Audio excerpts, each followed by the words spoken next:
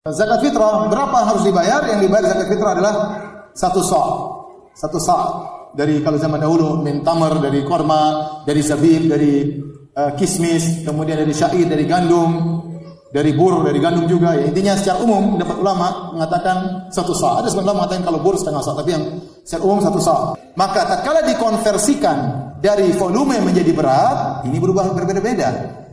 Ya. Berat 4 beginian kismis beda dengan 4 ginian beras, ya tidak? Beratnya beda-beda. Beda dengan 4 ginian korma, beda dengan 4 ginian gandum.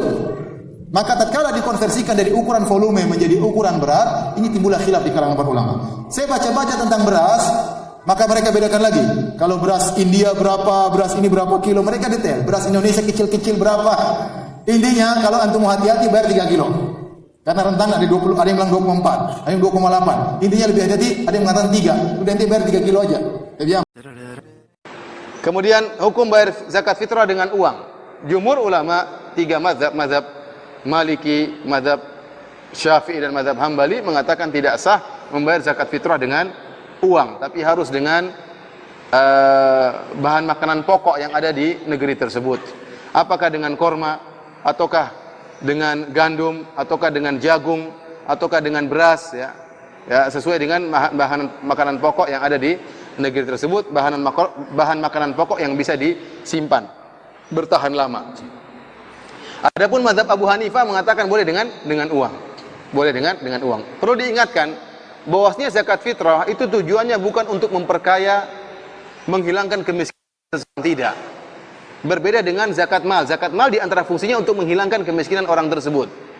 Jadi boleh dikasih banyak, dikasih duit. Tapi zakat fitrah tujuannya di antaranya apa?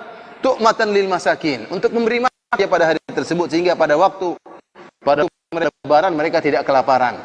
Jadi fungsinya sudah beda. Jadi semakin memperkuat bahwasanya zakat fitrah tidak boleh dengan uang, tapi dengan makanan. Ya ini hukum asal. Asalnya kita tidak membayar dengan uang kecuali mungkin dalam kondisi darurat.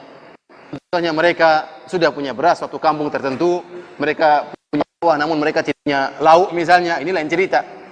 Tapi hukum asalnya dengan beras. Kalau kita tanah air dengan beras. Dan kalau ada yang berpendapat dengan uang, maka tidak bisa kita ingkari karena ini masalah khilafiyah. Saya ulangi. Kalau ada sebagian ustadz misalnya berfatwa boleh bayar zakat fitrah dengan uang karena sekarang lebih butuh uang, orang tidak butuh beras misalnya. Orang miskin sekarang pingin beli baju baru, bukan pingin makan beras misalnya. Kita bilang ini pendapat sebagian ulama, pendapat mazhab Hanafi, maka tidak perlu kita ingkari. Kita mengambil pendapat yang lebih rajih, pendapat jumhur ulama bahwasanya harus dengan makanan pokok. Namun itu masalah khilafiyah. Pada saat terkait dengan pembayaran zakat fitrah yang dengan uang, kalau kita membayarkan kepada lembaga zakat, apakah termasuk bayar uang atau jadi yang dimaksud dengan tidak boleh membayar uang artinya memberi langsung kepada fakir miskin dengan uang. Ini pendapat 3 mazhab, mazhab Syafi'i, mazhab Maliki, mazhab Hambali tidak sah. Kalau orang miskin langsung kita kasih duit. Mazhab Abu Hanifah sah kalau dikasih duit, tapi 3 mazhab tidak sah. Tetapi kalau kita bayar kepada amil zakat atau kepada badan zakat dengan uang, dengan tujuan maksudnya mereka akan belikan beras, enggak jadi masalah. Dan ini kita boleh bayar meskipun di awal bulan Ramadan karena fungsi mereka sebagai wakil. Fungsi mereka sebagai wakil untuk membelikan beras bagi kita pada hari hanya. Maka tidak mengapa kita sebagai ini praktek kebanyakan seperti itu. Di mereka menerima, kata mereka, harga beras sekarang 3 kilo sekian. Silakan bayar duit. Maksudnya nanti mereka belikan apa? Beras untuk dibagikan kepada fakir miskin. Ini nggak jadi masalah. Yang penting mereka belikan beras nanti. Bagaimana aturan zakat fitrah sesuai dengan sunnah? 2,5 kilo beras, makanan pokok tentunya. Makanan pokok, jangan ganti dengan duit. Kecuali duit itu kita kasih ke masjid, kasih ke lembaga, nanti dibeliin beras, makanan pokok dibagi boleh. Tapi kalau kita nilai 2,5 kilo beras itu misalnya 30.000, kita kasih fakir miskin 30.000, ini nggak ada dalilnya. Karena fitrah itu jelas makanan pokok dalam hadis dikatakan. Orang kalau biasa kurma ya kurma, gandum ya gandum, ya beras ya beras. Antum mau kasih uang, sedekah. Lain lagi itu, jangan zakat fitrah. Lain, fitrah itu memang makanan pokok. Gitu. Jadi jangan diganti teman-teman sekalian. Gitu. Dan itu dikeluarkan batasnya sampai sebelum sholat Idul Fitri. Ya. Boleh antum dari awal Ramadan sudah kasih ke masjid. Ini buat zakat fitrah saya. Panitia masjid sudah boleh ngumpulin, gak ada masalah. Tapi alokasinya itu di akhir Ramadan, gitu kan? Tepatnya tentu di malam lebaran. Malam lebaran. Kemarin yang tanya saya, Ustaz, malam lebaran biasanya banyak pengurus pun mudik. Ya jangan terima zakat fitrah. Jangan urus zakat fitrahnya orang kalau antum mau mudik. Nggak bisa. Tinggalin amanah, gimana caranya? Ya harus urus kalian. Atau kasih ke kota-kota, ke kampung-kampung yang langsung alokasikan nanti di sana. Oke, nggak ada masalah, gitu kan? Tapi jangan ditinggalin amanahnya orang. Untuk mengeluarkan zakat fitrah ada dua waktu. Satu waktu yang utama, dua waktu yang diperbolehkan dikeluarkan padanya zakat fitrah.